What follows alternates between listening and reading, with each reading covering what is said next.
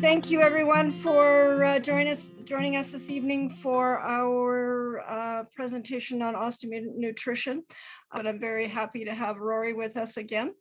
And for those of you who have never seen her before, she's been a presenter with us, but Rory is a registered dietitian specializing in nutrition for sports, exercise, weight management for adults and pediatric adolescents, as well as eating disorders and body image, food intolerances, allergies, the immune system enhancement, and digestive orders. So that's a tall order. She kind of is a little bit of something for everyone. She's highly sought after with her vast and specialized knowledge, and she is a nutrition consultant to the Glencoe Club, Group 23 Sports Medicine, Canadian Western Summer Games, Back and Body Health, Mount Royal University, as many others, and also as pertains to us, she's a consultant with the Inflammatory Bowel Disease Clinic, Division of Gastroenterology at the University of Calgary. So she's got a vast amount of knowledge, and she's here to share some of that with us tonight. So Rory, if you want to take it away, thank you for joining us. Thanks, Pat. Okay, so thanks very much for having me back. It's my favorite groups. I find that the best questions come from these different kind of seminars. So I'd like to make this informal, whereby in the end, I'll leave time for questions. So definitely encourage you to think about any questions you might have related to Ostomy Nutrition. The slides have a lot of information on them. I do that on purpose. That way, I have sent the presentation to Pat and Tiffany, so they do have it. And if you're interested in getting the PowerPoint, then you can either ask them, or my email is there as well. I'd be happy to send it to you so you're not writing down all the notes. So basically what we're going to talk about today is education and the updated research after ostomy surgery takes place, after healing is complete, and how diet impacts people with an ostomy. Basically looking at diets for people with new ostomies. There's a lot of information out there. I'm sure everybody has been a participant in Dr. Google at one point. And there's a lot of information about which foods you should be restricting, how long you should be restricting those foods, and why you even have to restrict foods in the first place. And I think my goal with this presentation is to really cover all of that information and hopefully have some kind of enjoyment within meal times and getting back to normal eating pre-surgery. So understanding diet restriction, there's really been very little research done with the support for needing specialized diets after stoma surgery. I think one of the most interesting things that I'm doing right now related to ostomy, we're just talking about, is I sit on the medical advisory committee for the Ostomy Association. And presently I'm actually doing a nutrition upgrade for Coloplast as well. And so I've really been digging deep in terms of finding different information that's been out there, especially more recent in the last 3 to 5 years. And there's very little, even in terms of hydration, which is such a huge topic for Ostomates. So the research that we have, there's a lot related to the gut microbiome. And I think with time, there'll be more and more evidence with understanding dietary restriction. But it's very important to know your disease and know, how the GI system is affected for you, because obviously right now we go a lot on anecdotal reports in patients because the evidence is limited. So immediately following an ostomy surgery, the primary concern is right after surgery when the bowel is swollen. And so it's really important to have foods that are easy to pass through the stoma. When the stoma is constructed, the bowel is pulled through the many layers of the abdominal wall. And then when food passes through it, the bowel can expand. So it can restrict certain foods from going through. Obviously, there's more of a risk with obstruction or blockage at that point, and it typically takes about 6 weeks to settle down after surgery. And then at that point, and of course, this is catered and individualized, there's no cookie cutter approach, then you can start reintroducing some foods, and for most people with little difficulty. So the short-term food restrictions that are combined are basically looking associated with more with ileostomies than with colostomies. When I'm looking at, we're doing 3 booklets right now with Coloplast, one for colostomies, one for ileostomies, and one for urostomies. And there's very few restrictions that are actually involved with colostomies. Some of the same principles can apply, but ileostomies typically have more dietary restrictions. So the ones that are high with high fiber or cellulose, those foods that primarily more fruits, vegetables, nuts, grains, things like that, it's much harder to break them down. They're the ones that are called more insoluble fiber. So it's really important at the very beginning, especially when the stoma is swollen, the chewing, I call it the 3 C's, the chewing, the cutting, the cooking, super, super important to ensure that you're not more at risk for blockages. Then you might notice, like coming, through with having the ileostomy, that foods like carrots and peas and peaches, they might look whole. That really comes down to the chewing factor. And I think it's important to remember that the digestive system begins in the mouth and how important chewing actually is. So if there are whole foods coming through, taking a step back and maybe not eliminating that food, but breaking it down with the mouth makes a big, and with the teeth makes a big, big difference in terms of how that food is able to be digested or absorbed. So as a result, that initial 6 weeks after your surgery, using cooked vegetables or peeled fruits makes a big difference, as opposed to using raw fruits and vegetables, and allowing the gut some time to heal, cooking them until they're fork tender, chewing them well, eating small to moderate quantities at each meal, avoiding skins and seeds as much as possible, and dried fruit, which is not only very high in fructose and hard for the body to absorb, but definitely needs way more chewing involved in terms of breaking it down.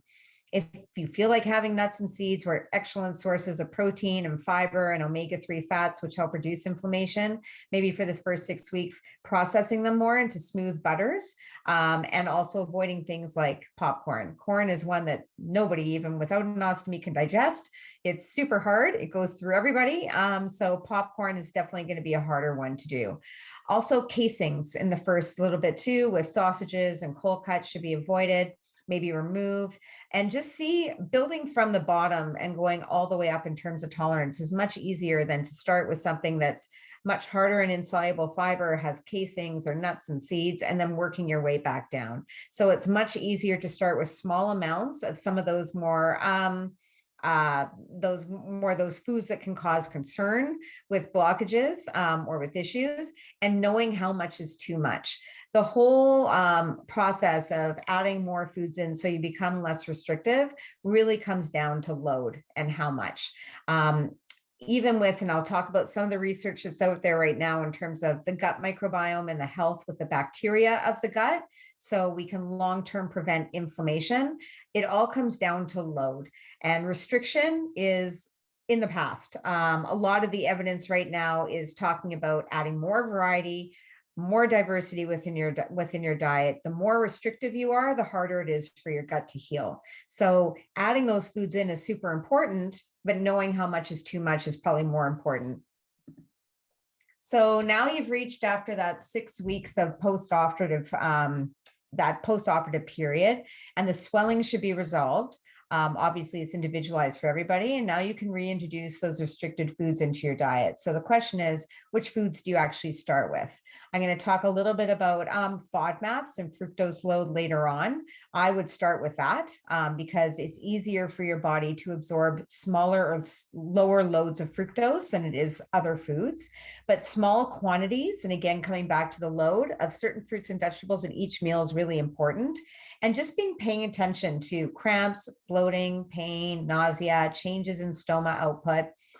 Keeping a food diary is so important, especially after that 6 weeks. Even in the last 4 to 5 weeks, right after post-op, starting to track what you're eating so you can see your progress and how fast things are moving and what pace is comfortable for you, so you can gain confidence and reduce anxiety is really important as well. And then as foods are tolerated, you can continue to add others. The more data you have during this, the better it is. So raw fruits and vegetables can definitely be enjoyed again. I've worked with Ostomates who are having full-blown salads, right? But they didn't start going from that 6-week period to salads. You got to find a gradual increment, especially if you've somebody who had surgery years ago and you're still in that restricted phase. You don't want to shock your system into anything. So it's important to kind of make that a gradual transition.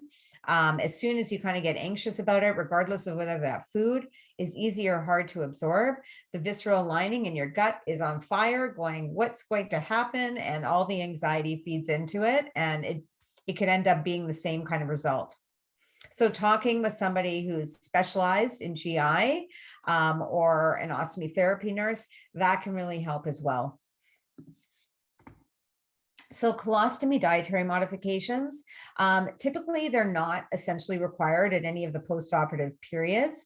The large intestine has these good bacteria, and they're normally broken down or partially broken down by digesting the cellulose. And then they can actually, those bacteria can actually break down some of those insoluble fibers or harder to break down fibers into smaller pieces. So there's less restriction involved. The stool from the colon tends to have more bulk. The stoma tends to be a bit larger in diameter, and then it allows larger form stool to pass. So dietary changes for those with colostomies are more focused in terms of managing gas and odor. That's not to say that that works for everybody, but generally in terms of the restrictions or modifications that need to happen with colostomy, they're less intense than what you would find with a ileostomy. So here's some common nutrient deficiencies. And I think this is really important, especially in terms of knowing your disease. And again, nobody's here expecting you to write all this information down. But if you are interested in the slides, then you know exactly what nutrient deficiencies you have. Obviously, by getting, the colon or part of your digestive system removed, you're more compromised, or you're compromised in terms of these deficiencies. But to take a whole whack of supplements is almost giving your gut more work. So it's really important to know what you're deficient in. Some GIs or some doctors are able to do a nutrient analysis. So you can actually see, especially for the regular kind of ones that they would check in a rec, like sodium and potassium and iron and vitamin B12 and vitamin C and vitamin D, especially, knowing where you are in terms of your level is really important before you just start supplementing. The form in which you're supplementing is very important as well. Taking a capsule is much harder for your body to absorb. So doing a vitamin D drop is probably the easiest way for your body to absorb vitamin D, right? Or a gel capsule. And looking at what are you getting from your diet first before you start supplementing is very important as well. So again, in terms of zinc, magnesium, calcium, especially zinc, some of these things can be toxic in large amounts. And so it's worth knowing what your levels are at before you just go out and buy a whack, because most people who can't absorb a lot of that stuff, they end up with very expensive pee, and it doesn't really work in terms of absorption. So you might not be gaining the benefit of having those extra supplements. So some symptomatic food, and we've mentioned a few already that are high in cellulose or insoluble fiber. So obstructing food would be things with skins, stringy kind of fruits or vegetables like celery and things like that, or asparagus, nuts and seeds, which all can kind of get lodged and cause more issues if there's inflammation. Again, the chewing becomes really, really important. I find that the people I work with who avoid all these foods like the plague, it's just harder and harder to bring them back in. So it might seem like, okay, I haven't had a nut in 6 years since my surgery, maybe starting with like one nut and really chewing it down to gain that confidence, and really watching the load would be a better option. Not mixing a whole bunch of different nuts, because then it's hard to know which one is actually giving you a reaction. And as much as the gut microbiome or the bacteria in the gut is similar for people who are all diagnosed with either, colon cancer or, inflammatory bowel disease or whatever led to the ostomy, everybody's microbiome and makeup is completely different. And that's why it's really difficult to kind of do this with an ostomy in terms of diet, because there's no cookie cutter approach. Everybody is very different. And it's really, really important to look at what works for you and what doesn't work for you. And from there, just kind of build upon it so it becomes less restricted in the long term. So fatty food can also be generally different or difficult to absorb. As a result of having the colon removed, fat, it becomes harder to absorb, but there's different kinds of fats. And so for some people, saturated fats, which is more coming from bacon or like butter or cheese or cream, ice cream, things like that, those ones are going to be harder to absorb than good kind of fats coming from omega-3 or what's called monounsaturated fats. Those ones actually help to reduce inflammation. So there's really good fats that you should be focusing on that are easier for your gut to absorb. And there's other fats which will definitely come through. Whether it's an ostomy or not, you might notice like coming right through is more white globules. It kind of looks mucousy. That's called steatorrhea. So that means that your body is having a hard time absorbing fats. Again, not necessary to cut it all out, but if you're having a high fat meal for dinner, having that as a leftover the next day, the load of both those things might contribute to more issues. So I mentioned before FODMAPs. And FODMAPs are poorly absorbed short chain carbohydrates. We're going to talk a little bit more about that too. I really think it's a fantastic starting point when you're moving from that 6-week period transition on after post-op. And then certain allergens, chemicals, including the ones I've listed there, as well as histamines. All things can trigger different reactions, but not everything is going to be a trigger for everything. So again, really identifying what your triggers are as opposed to cutting everything out, being selective so you can ultimately be more inclusive versus restrictive. So from this point, we know that there's lots of nice theories about what to do. There's some suggestive data. I think that there's going to be more and more evidence-based information coming out with diet as related to ostomies specifically, only because in the last 5 to 8 years, there's been a ton of research coming out within the gut microbiome as related to that gut-brain connection. So I think the more and more they have in terms of that information, the more they can expand to different conditions. There's very little practical information. You can use things as a guide. I think it's a stepping stone, and then kind of use that from what works from you in an individualized setting. So this study, for example, which was done quite a while ago, basically found whether it's an ostomy, inflammatory bowel disease, colon cancer. I work with a number of patients that there's a number of reasons as to why they have an ostomy. Obviously, I don't work with patients just who have inflammatory bowel disease, but a lot of physicians or surgeons even will be like, eat what you can. Right? Like, or you're never going to be able to tolerate that food. I had one gentleman I met with probably close to 8 or 9 years ago. And he had an ostomy. It was February. He came to see me in May, and he was emptying his bag maybe 20 to 22 times a day through the night. And it had gone ongoing for like 4 months. And he went back to a surgeon, and the surgeon just said, yeah, get used to it. This is the way it's going to be. So he came to see me to see if there's anything dietary that he could do. What we did was we looked at the fiber component, obviously being careful between the insoluble and soluble, because he had taken all fiber out of his diet. He had actually ended up pre-diabetic as a result of it because he had no fiber. So his blood sugars were skyrocketing. And he was able to actually reduce the frequency of emptying the bag by like, he was now doing it like 6 or 7 times within 2 weeks. So there are obviously what goes on when you take out the digestive system is that it's a digestive disorder. Obviously what you're eating is going to impact your output and the frequency of emptying the bag and how you can live day to day. So it's really important to consider all the dietary factors important in controlling symptoms and then aiding recovery or healing. So some of the things that I hear from patients is that they don't know what to eat. Some of the things are going right through them. There's certain triggers right away that we know that they don't affect the gut well, like those sugar alcohols, the ones I listed there, like mannitol, sorbitol, xylitol, they usually end with OL. Those really stimulate the gut. It becomes an issue if there is somebody who has an ostomy and is also diabetic, because they do focus a lot on those sugar-free foods. However, there's other options. And for a lot of people, they can manage their sugars without having to use those sugar-free foods and therefore improve some of the symptoms they're getting as a result of having the ostomy.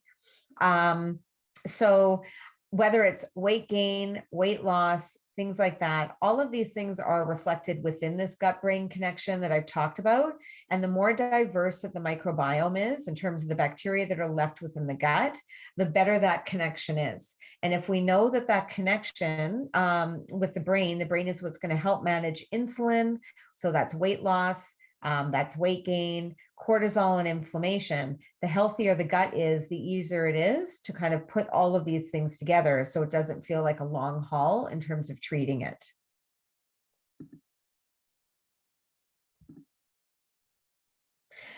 All right, so this is like FODMAPs 101, a short and condensed version. So FODMAPs is actually an acronym for fermentable oligosaccharides, disaccharides, monosaccharides, and polyols. Basically, what we're looking at is the malabsorption of all of those things together. And primarily, you're following a low fructose diet. The goal of this is to actually improve absorption. So by following a low FODMAP diet, it's not going to reduce inflammation, but indirectly it can. If we know that people are not absorbing foods, and with an ostomy, it might mean ballooning, excess gas, things like that, rumbling, things, just the output change, things, all of those things will influence. And maybe that food's not being absorbed. If we improve absorption, then we have a chance for some of the fibers we were talking about before to actually reach the gut, create more diversity within the microbiome, and therefore that connection to the brain will help reduce some of the cortisol and inflammation involved and help with managing all the stuff systemic wise. So FODMAPs is a really, really important tool. When I am meeting with an ostomate who's just had an ostomy, like pre-surgery, I think it's really, really effective to look at introducing foods first, which are easier to absorb. You don't need anything making more complicated. So this is an amazing tool that was developed by gastroenterologists at the Monash University in Australia. And what they found is that people would take out gluten or wheat from their diet, which a lot of people have already done. Notice that some symptoms improve, but overall, they were still having symptoms. So that's because fructose is found in other foods, not just in gluten and in dairy. So by looking at lowering your total fructose load for a couple of weeks, then we can add the fructose back in to determine what your triggers actually are. So again, it feeds into that whole individualized approach. I would start doing this immediately after surgery. I don't do this with patients longer than 2 weeks. If we know that it's 6 weeks post-op, I would probably start with like even a broth or things like that, or liquids, and then move up the ladder to soft foods and things like that, that are more FODMAP or lower in fructose based. Because if there's inflammation or, if there's complications post-op, it makes more sense to have foods that aren't going to aggravate the situation. So 2 key principles with low FODMAP are the restriction of FODMAPs globally may reduce functional gut symptoms. So again, a lot of people with inflammatory conditions, whether it is inflammatory bowel disease or colon cancer or any other kind of, even with the ones that are more autoimmune, like fibromyalgia, chronic fatigue syndrome, rheumatoid arthritis, when there's an inflammatory condition going around systemically, a lot of those people have absorption issues as well. You don't hear many people going, oh, I have an inflammatory condition, but I absorb foods great. Highly unlikely. So that's why FODMAPs is so effective with that. One of the big downfalls of low FODMAP is that people will do it long term, right? Longer than what they need. So I'm very strict in how long we do it, because my whole goal is that we can use this as a tool in your back pocket. So if something happens whereby, you know what, medications aren't working, there's a blockage, something has happened with the stoma, you need to kind of improve the absorption and heal, it makes sense that you use FODMAP as a tool in your back pocket that you can use. If you stay on low FODMAP long-term, you end up gaining a lot of sensitivities that are likely not your issue in the first place, and it's harder to get off and challenge and reintroduce those foods. These foods are not damaging your gut at all. What they're doing is just making it harder for your gut to absorb food, so it makes it easier to find a way that you can lower the load of them. So basically what happens is the fructose, fructans, lactose, galactans, and polyols, which are all different groups of the FODMAPs, they are rapidly fermented.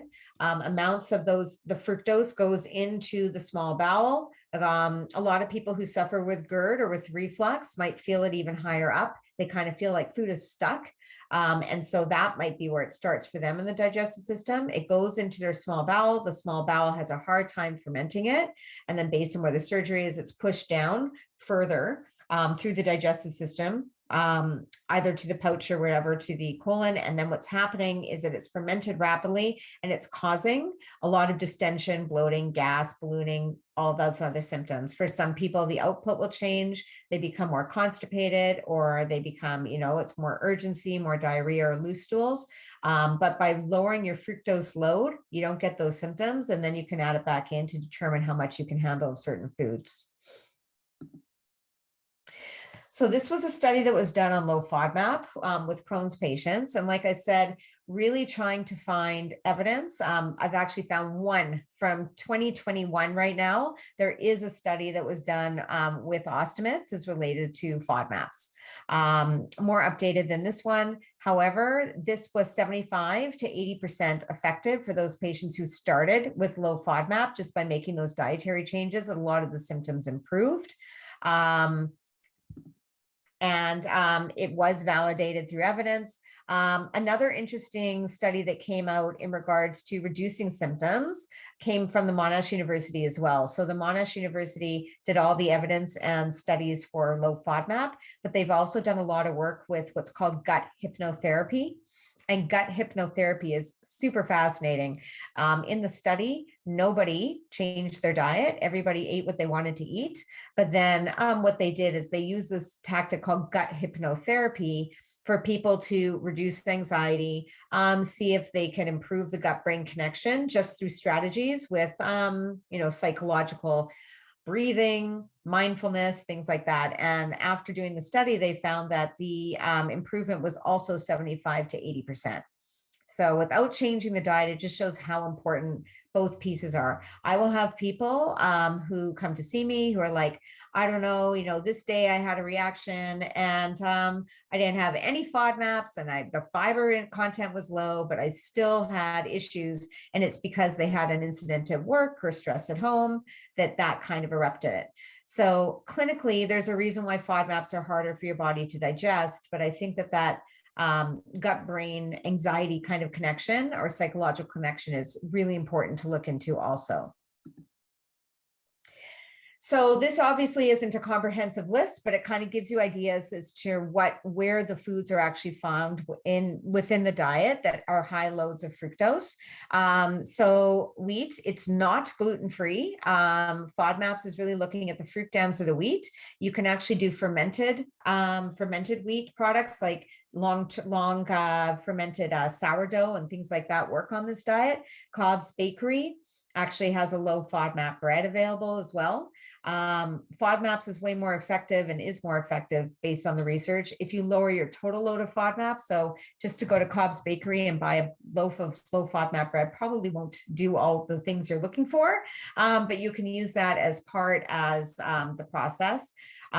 Interesting, the guy who started Cobb's Bakery is Australian and he has digestive disorders. So that's why Cobb's Bakery offers that. There's certain cruciferous vegetables, which is always really interesting because when you're looking at absorption within the colon specifically, sulfites are very difficult for people to absorb. And a lot of foods that are high in sulfites are also really high in FODMAPs. And that being said, a lot of the foods that cause more odor and gas and things like that with the ostomy, they're also high in sulfites and in FODMAP. So I think that they're all kind of connected, but instead of eliminating all of them, it doesn't mean that you can't have them. It means that maybe you have to watch the stack or the load of how much you have at the same time. The polyols are typically where those artificial sweeteners are found. I would recommend omitting that from your diet forever. The only one that is considered FODMAP safe or easier to absorb is stevia. So if people are really looking at their sugar content, they still want to use something like that. Stevia is an option. And then a lot of the stone fruits, so it makes it hard to go to clone them right now, but a lot of the stone fruits like peaches, plums, nectarines, things like that are higher FODMAP as well. Lactose, it's not dairy free. It is considered low lactose. What's interesting is the more and more I do low FODMAP, and I do it many times a week with my patients, the lactose and the gluten are never an issue. It's lactose is usually a load. People can tolerate small amounts. I wouldn't recommend going to Peter's and having a milkshake followed by a bowl of French onion soup for anybody. But that being said, it's usually load-based more than anything else. It really comes down to the quality, because I have a lot of patients who feel better on gluten-free, but then can't figure why their symptoms have escalated. And it's because a lot of the gluten-free breads or even the lactose or dairy-free products are now made with pea protein. And if you know you don't do well with beans or legumes, to have cashew milk, which has pea protein, macadamia nut milk at Costco, which has pea protein, all of the dairy-free substitutes, a lot of them are made with pea protein. Gluten-free bread, like Northern Little Bakehouse, that's the Costco favorite, pea protein. Odo's, pea protein. So if you're having that on a day-to-day, the load of those kinds of things, and if you're using a protein powder that's pea protein based, all of those things are considered high FODMAP. So they might not have lactose, or they might not have dairy, or they might not have gluten or wheat, but they have pea protein, which is actually a larger trigger for most people than the gluten or the dairy in the first place. So what I usually do with FODMAP is I kind of give people a 2-week window. During the pandemic, it was like awesome, actually, because nobody was eating out.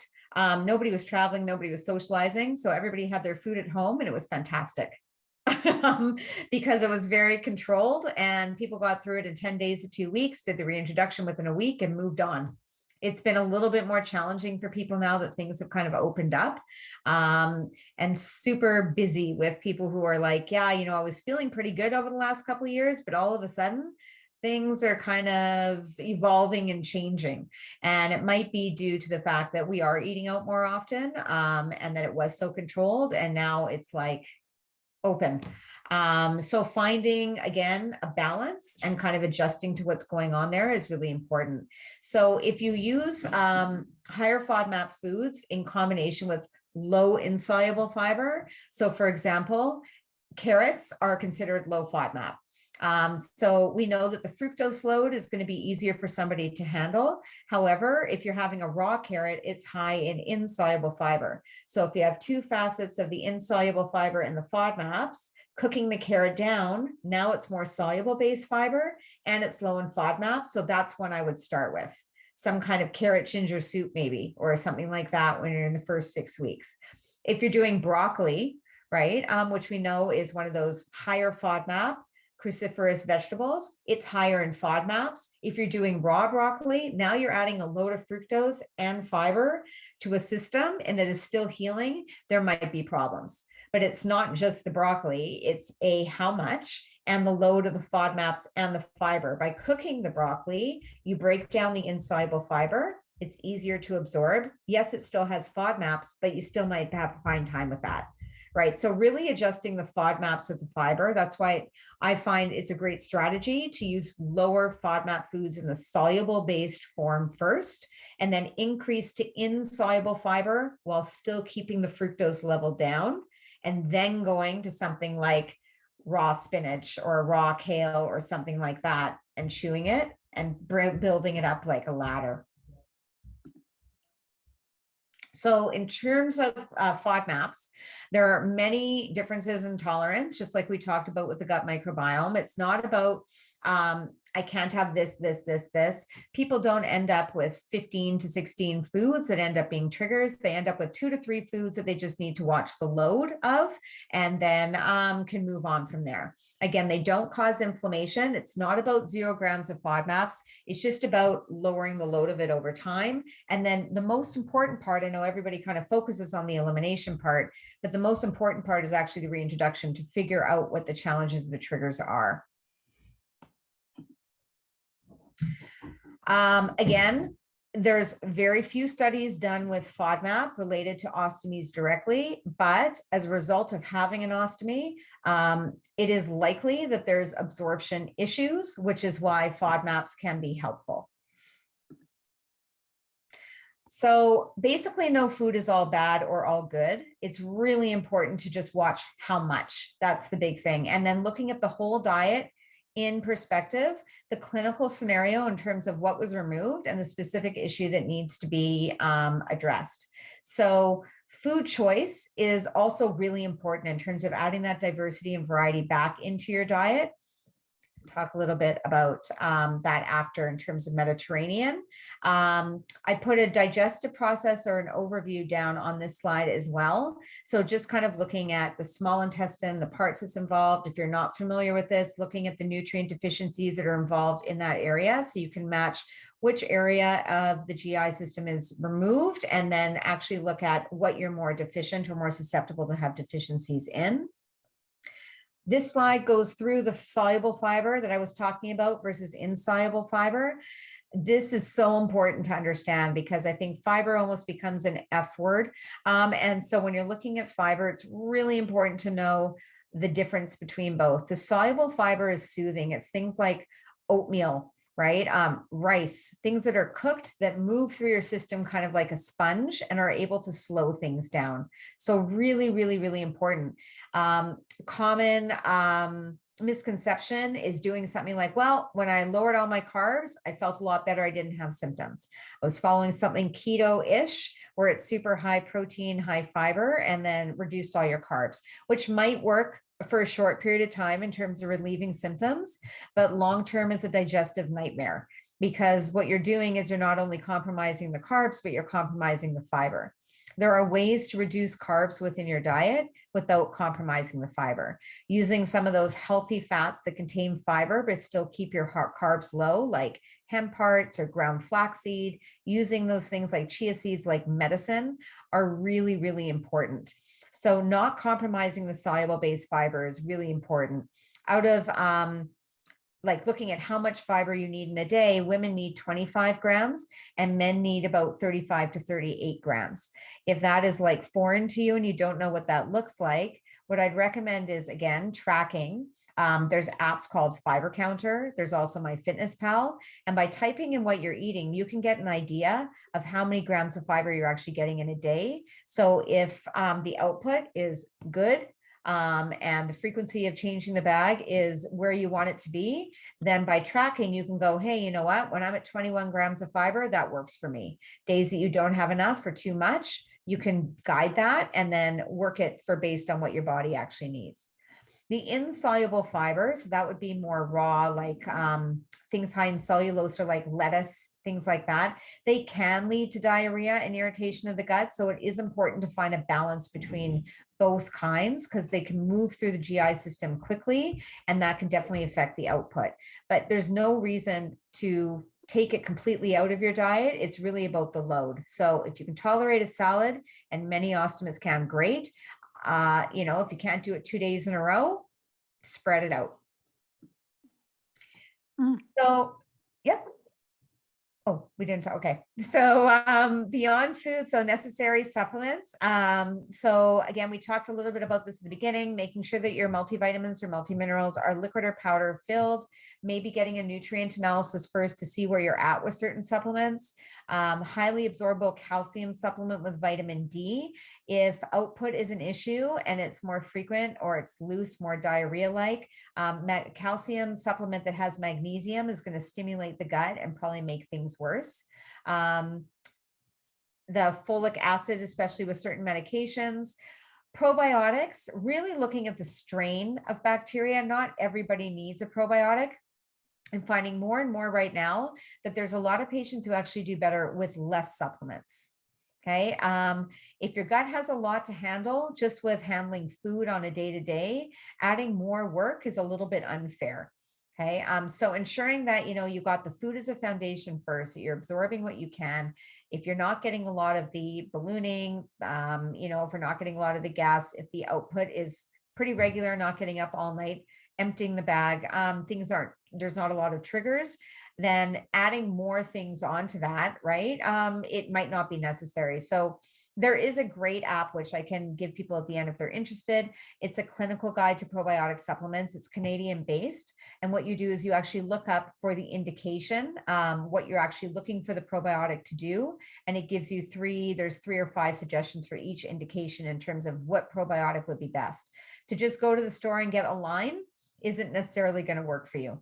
Right? There's certain probiotics that work for certain different strains or different things that you need, whether it's antibiotic therapy, whether it's traveling, whether it's, SIBO, whether it's inflammatory bowel disease, like yeast infections, things like that. Everybody needs a different probiotic for that. So it's important to know that you're treating the right ones. Iron only when necessary. The omega-3, looking at how much the omega-3 is actually given you, that's the fish oil capsules for a combination of the EPA and DHA. Those things can actually help reduce inflammation. But again, you're getting more bang from your buck by using hemp hearts or chia seeds or ground flax, because that's also giving you fiber in combination with the omega-3. When you buy a fish oil capsule, all you're getting is the omega-3. Choline has been seen as effective with UC. The magnesium, again, is effective remedy for constipation, not for the other. There are some soluble fiber supplements that if you need help and you can't meet those fiber recommendations that we talked about, that 25 to 38 grams per day, some can be helpful, but knowing which ones are not, that can be triggers. Some of them are actually high FODMAP.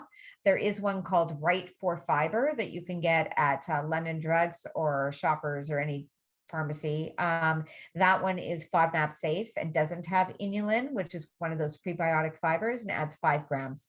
Great for traveling too, because usually when we travel, our fiber intake generally goes down. There's also turmeric or curcumin that can be used for reduction of inflammation. So I think the big thing is don't run out and get all these. If you're interested in seeing what you need, I would get your diet analyzed first to see if you're possibly deficient or at risk for being deficient, or even better, getting a blood work done just to see where you're at. So I mentioned lactose intolerant. Right now, like I had somebody who contacted me a couple months ago and said, hey, I'd like to make a consult about lactose intolerance. And I said, sure, I'll be happy to meet with you. But really, it's pretty simple. We could do it in a phone call. There's so many different options right now that help reduce lactose. The dairy-free options. I think the problem is a lot of the fillers that they're putting in these products are difficult for people with digestive disorders to absorb. So looking at the quality becomes really, really important. The less ingredients, the better, especially in terms of lactose. So for some people, it's difficult to digest lactose, but knowing the difference between a milk allergy and an immune reaction, like a sensitivity, is important. Lactose intolerance can cause a lot of the same symptoms that we talked about with FODMAPs, but it's not going to worsen the inflammation in the intestines. We talked a little bit already about gluten-free. So again, watching the ingredients with a lot of the gluten-free products. The trend right now seems to be people diagnosed with celiac disease. They feel a little bit better, similar to what happens with FODMAPs when they reduce the gluten from their diet. But then within 5-6 months, all of a sudden they're still feeling gas, bloating, everything else. And it's a result of the ingredients in some of the gluten-free products like the pea protein, inulin, chicory root, things like that. So checking your labels becomes really important, even if you're not celiac. So in terms of dietary management, I'm just going to leave this up here as a slide that you can refer back to if you get the PowerPoint. But there's different considerations that you would need between your ostomies, colostomies, ileostomies, and then again, short bowel syndrome as well. So again, it's very individualized, and most of the guidelines that are out there are kind of more geared towards the ileostomies than anything else. And I think when you're starting within that 6 weeks, you're really looking at the load in terms of how much you're actually having and in terms of hydration.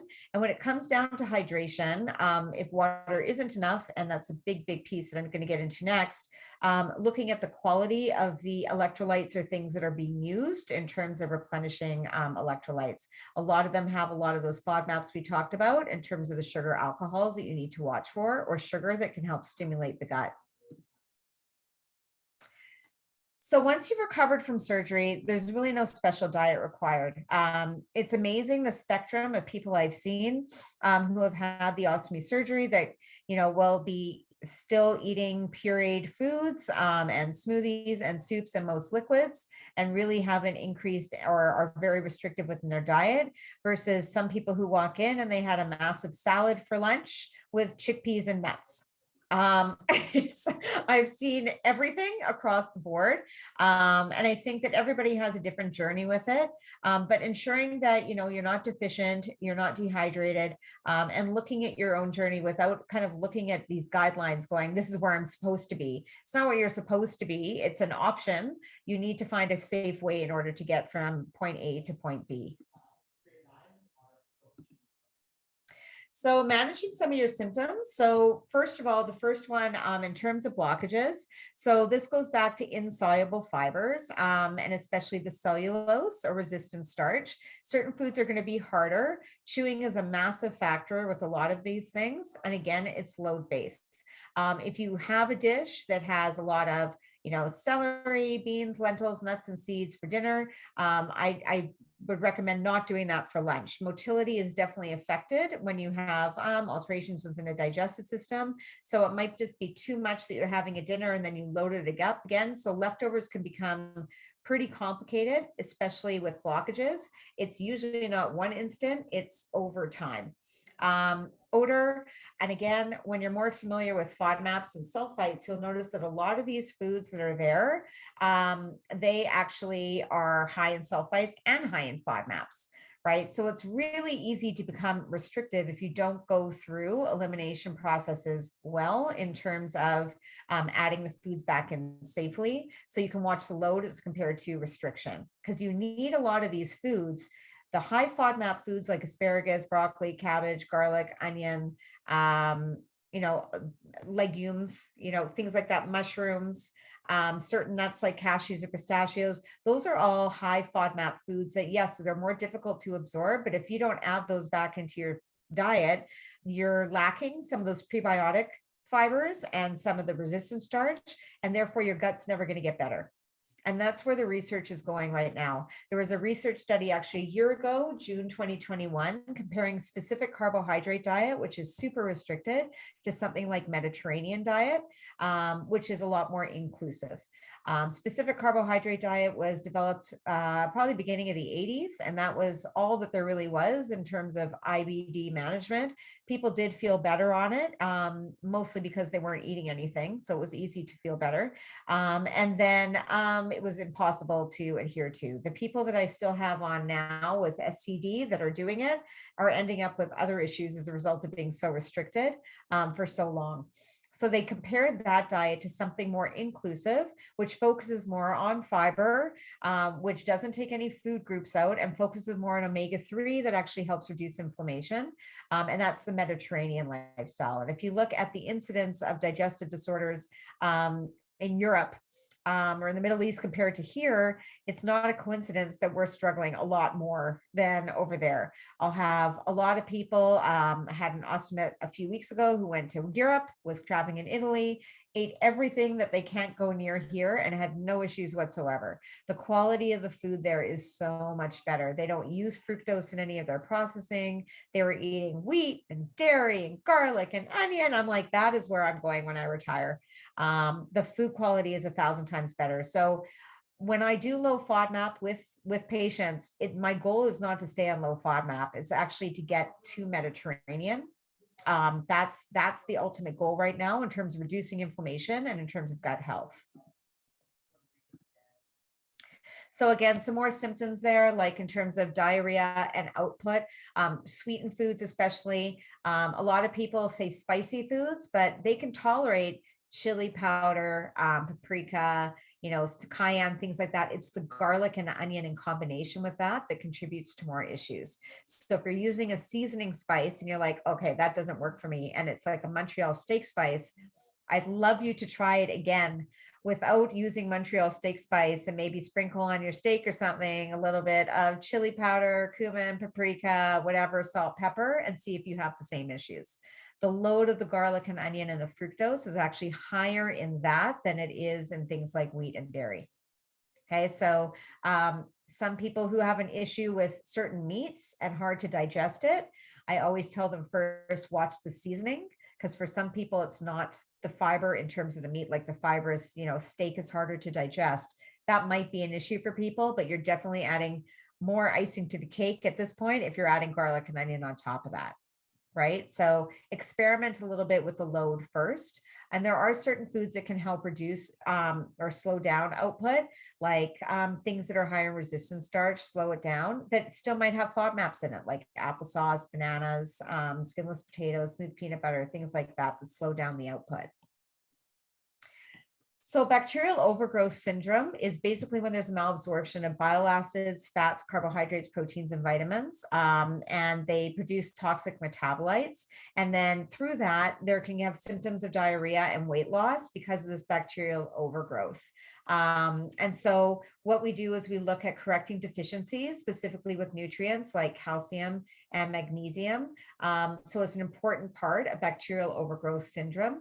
Not everybody gets it, but I think when you're looking at certain symptoms, looking at the whole picture as opposed to, just foods, it might be something bacterial as well. So I've talked a lot about this already, so I'm probably going to go through this pretty quickly, but this is the foundation of where it's all at right now. It's all about the gut-brain connection and the microbiome, and how important it is to have a diverse or varied microbiome or bacteria within our gut. And so basically, if you eat the same thing every single day, which is really common for people who have just had ostomy surgery, because you're just kind of sticking with your safe foods and it's hard to kind of add that variety from the get-go. The longer you do that, the harder it is to create diversity within the gut. Okay, so it's definitely a challenge because a lot of people will have a fear of food, whether it's pre-surgery or not, and it takes a while to get more variety or diversity within your diet for sure. But the longer people stick with those safe foods, kind of like what I talked about with that study with SCD or specific carbohydrate diet, the more inflammation they end up with and the more issues they have. So starting really small, adding, like if you're doing like cook carrots every day, you got to switch it up. If oatmeal works for you in terms of the soluble fiber to slow things down, you do it every day with, pureed raspberries, try blueberries instead. It doesn't have to be a whole makeover, but you definitely need to continue adding diversity within the diet because that's what's working in terms of healing the gut long term. So there's certain foods that are going to act like fertilizer. I mentioned some of the fermented foods before. Some of them, until you know what your triggers are, it's really, really helpful to go through a low FODMAP elimination because a lot of the Mediterranean type gut brain or gut health foods, they can be triggers and difficult to absorb. So until you know what your triggers are, it's much harder to add those foods in. So I talked a little bit about this already, so I'm just going to skip that one. And I talked a little bit about keto as well. Again, there is a lot of information about keto out there that some people do find, especially with inflammatory conditions, it can work. It's the long-term effects or the long haul effects of compromising all the fiber within your diet that can lead to more issues, especially if you have an ostomy or digestive disorder. This goes more into FODMAPs. And then again, summarizing it just up with Mediterranean.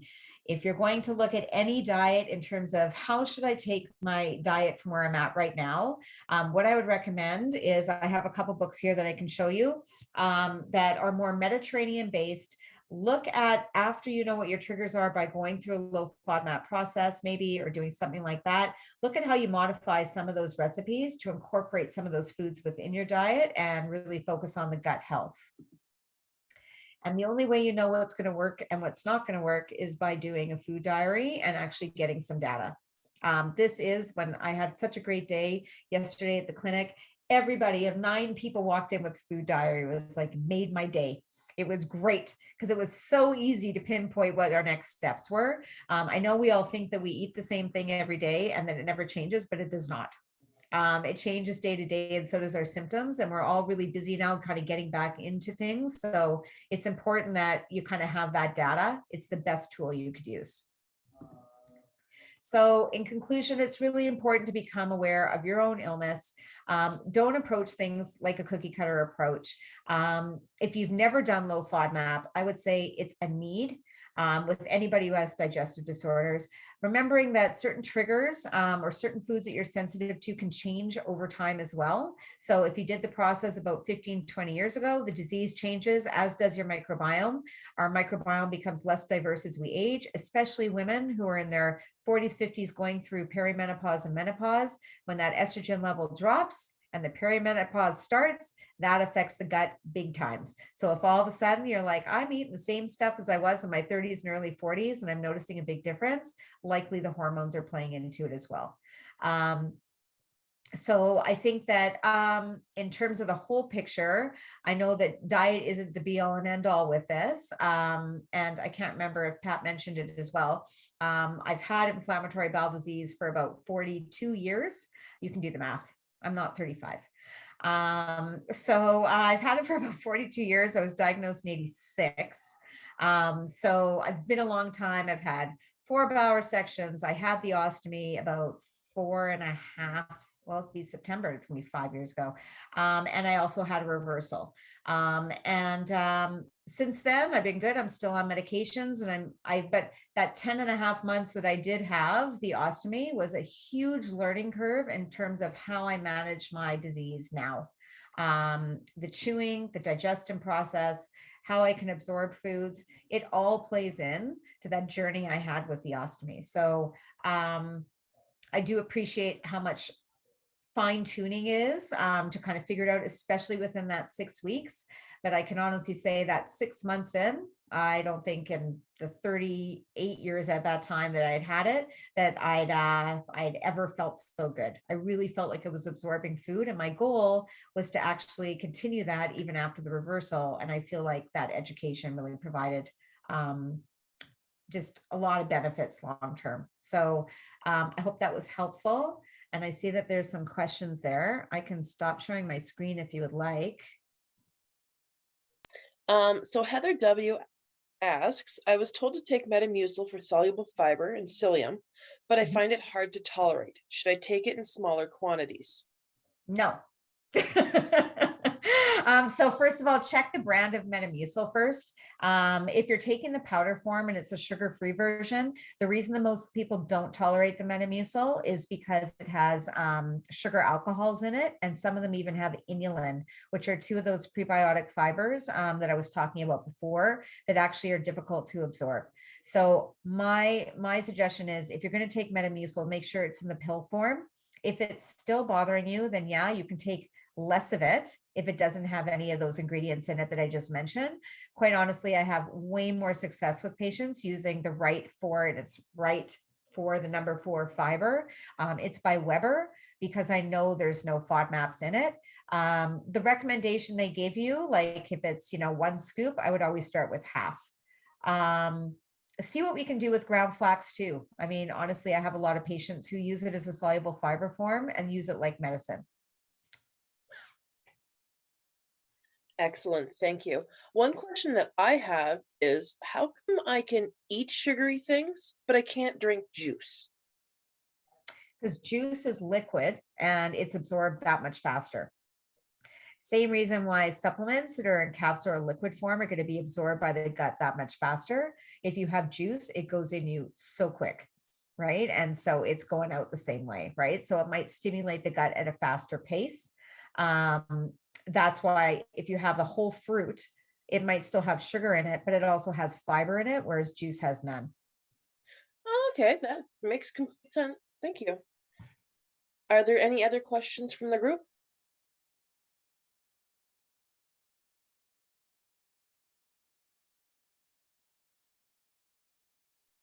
Amanda does say great presentation. Thank you, Rory. See that? Thank you.